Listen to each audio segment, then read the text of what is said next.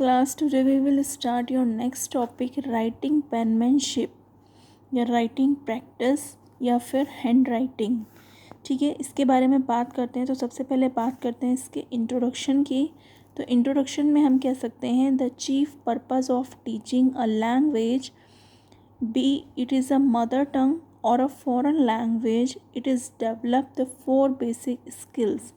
यानी कि जब हम कोई भी लैंग्वेज सीखते हैं, चाहे वो हमारी मदर टंग हो और चाहे कोई फॉरेन लैंग्वेज हो, उसका पर्पस जो चीफ पर्पस होता है वो एक ही होता है, क्या कि हम अपने अंदर ये 4 बेसिक स्किल्स को डेवलप करें।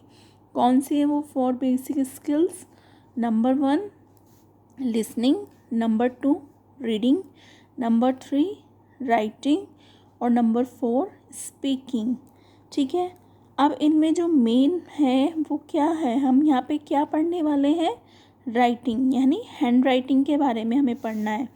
तो अब बात करते हैं सबसे पहले इसके मीनिंग की।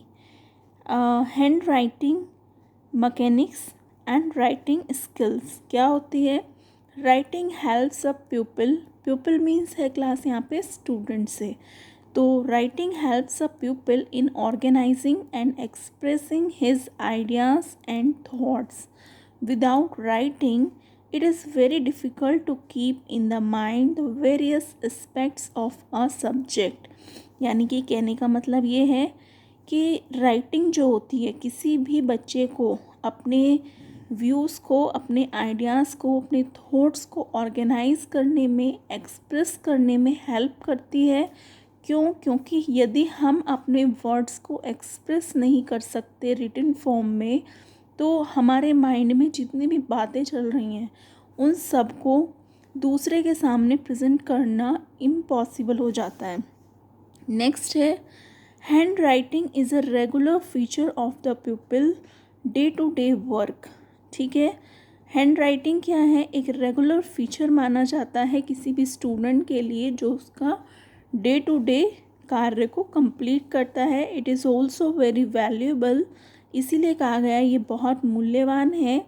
मीन्स ऑफ सेल्फ एक्सप्रेशन, किस चीज़ के लिए? अपने आप को एक्सप्रेस करने के लिए। Writing is a special importance because, writing की स्पेशल इम्पॉर्टेंस बताई गई है। वो किस लिए? क्योंकि फर्स्ट इसमें यहाँ पे कुछ डेफिनेशंस दी हुई हैं, इनमें से कोई भी एक डेफिनेशन आप अच्छे से एग्ज़ाम के लिए प्रिपेयर कर लेंगे। फर्स्ट है according to Francis Bacon. Francis Bacon के अकॉर्डिंग उन्होंने कहा है reading make the full man, conference a ready man and writing an exact man.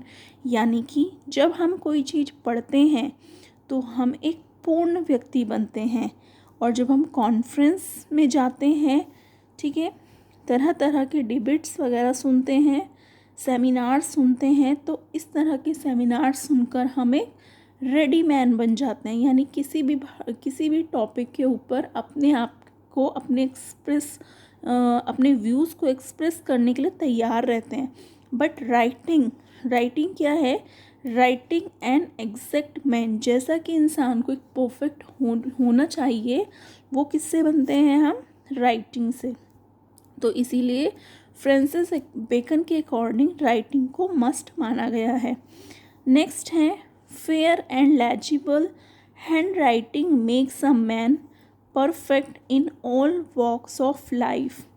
ऐसा मानना है महात्मा गांधी का कि यदि किसी की राइटिंग फेयर है एंड लेजिबल है तो वो क्या है? उस इंसान को ज़िंदगी के लिए तैयार बनाती है, ज़िंदगी में आने वाली कठिनाइयों का सामना करने के लिए उसे परफेक्ट बनाती है।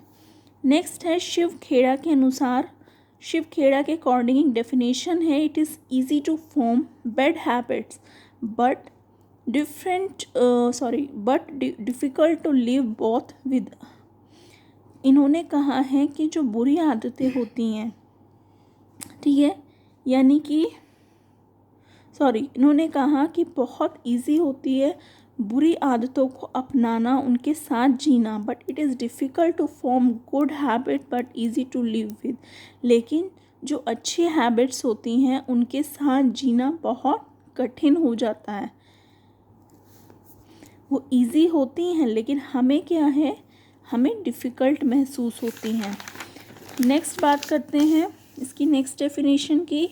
Writing has an instrumental value in school. SSM गॉर्डर के अनुसार राइटिंग क्या है, किसी भी स्कूल को मूल्यवान बनाने के लिए राइटिंग को एक इंस्ट्रूमेंटल माना गया है। नेक्स्ट है, writing is a tool used to enable us to express what is in our mind, and for some people it almost as important as a speech। ठीक है, बेल के अकॉर्डिंग राइटिंग को एक tool माना गया है जो हमें हमारे माइंड में जो चल रहे हैं विचार, उन्हें एक्सप्रेस करने के लिए हमें काबिल बनाता है। ठीक है, तो अब हमने बात करी इसके मीनिंग की और इसकी डेफिनीशन की। नेक्स्ट हम बात करते हैं, नेक्स्ट वीडियो में हम बात करेंगे इसके काइंड्स की।